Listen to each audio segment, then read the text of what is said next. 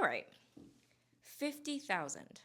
50,000 is the number of followers I have on Instagram. Okay, it's 49.8 or something like that. Pretty close, pretty close. And I have 160 something subscribers here on YouTube. This is so comforting to me.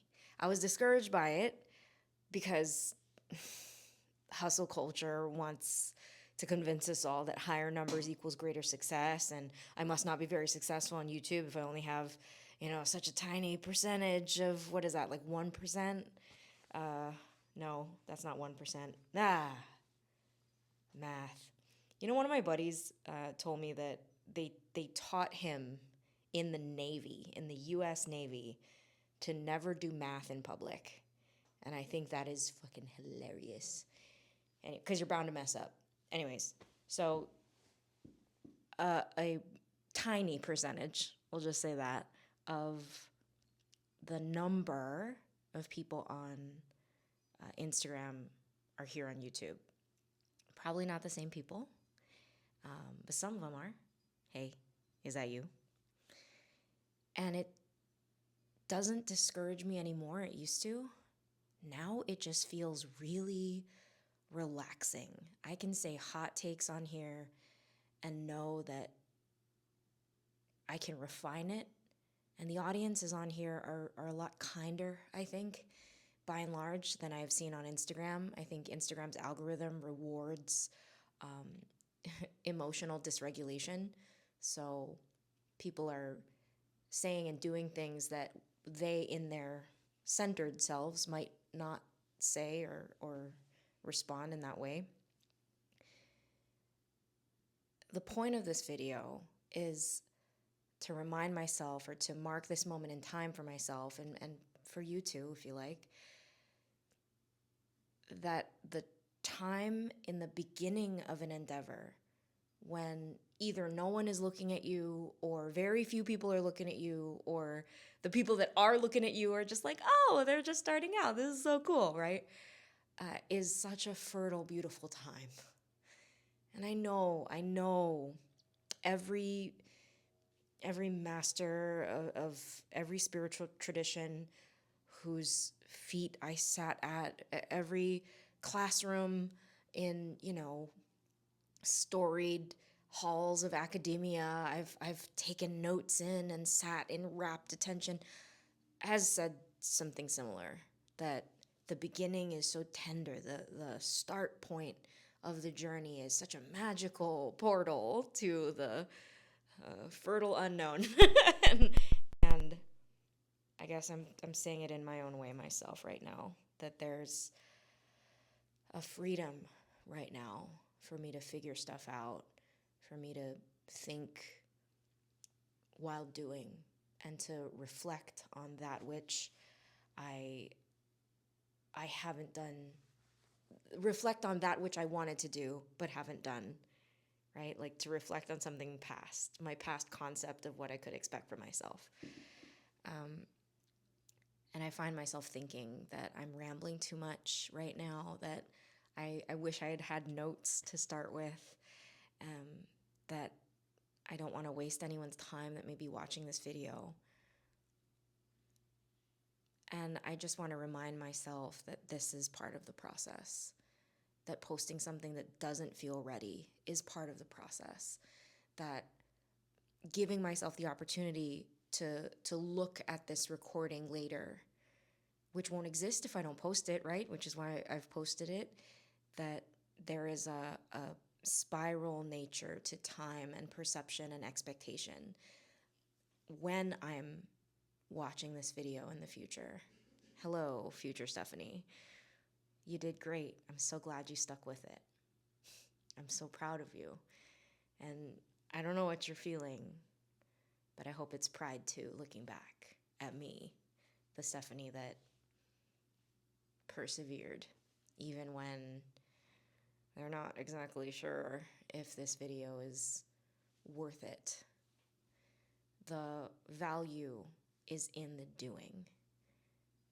Chop wood, carry water. There is a dude that started a problematic problematic dude that started a problematic organization for problematic reasons. And I might get into that in a later video, but I don't like shit talking on the internet. Suffice it to say that the characteristics and identity of the individual that you might be picturing, if you're versed in systems of oppression and the pasty visage thereof, you're probably picturing the right character type. Anyways, this person's bio, real life person, have I mentioned that I'm in LA? Posted their bio as, I like to chop wood and carry water, which is a disrespectful, utter bastardization of the sentiment, chop wood, carry water. The whole point is that you don't have to like it. The whole point is that you don't have to do it well. You can hate it the whole time. You can do it clumsily. But the wood gets chopped and the water gets carried. The prevailing discourse around productivity and flow and capacity is still protective of white hegemonic comfort. The comfort of the people that hold the most identities with the most accumulated and unearned power prioritize comfort, their comfort, over the lives and livelihoods of the most oppressed among us, right? So watch your tone, or, you'd win a lot more people to your cause if you didn't talk like that, or if you dressed more professionally, or if you stopped swearing, or if you asked nicely, basically policing the ways that oppressed people communicate, the way that folks with more marginalized identities have learned to get their needs met, whether that's by being loud or being profane or being aggressive or being placating and pacifying.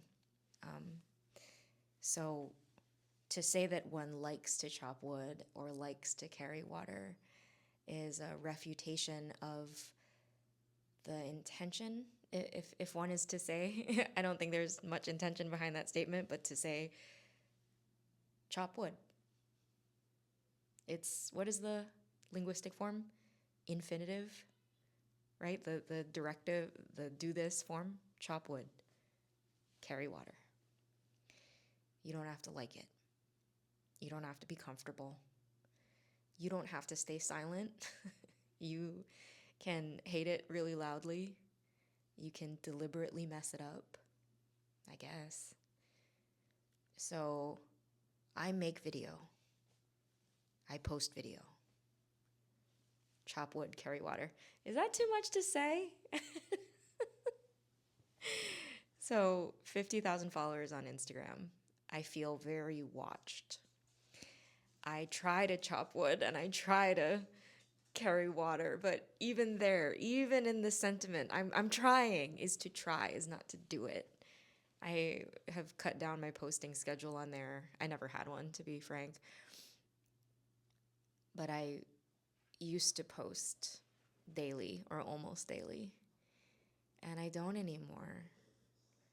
The algorithm has changed and it's been disappointing to some of the things I used to enjoy and my expectations that I would get to continue enjoying those things. The audiences are responding in a different way than they had been because of algorithmic changes and what those patterns reward. But here feels different. Here feels like post video. Carry water. Thanks for making it through, future Stephanie. This is past Stephanie signing off. And for you, not Stephanie, someone else, in your own timeline, in your own life, thank you. Thank you for watching. Please leave a comment so that I know you're here, or don't. You'll just know. And it's beautiful to share this moment in time with you.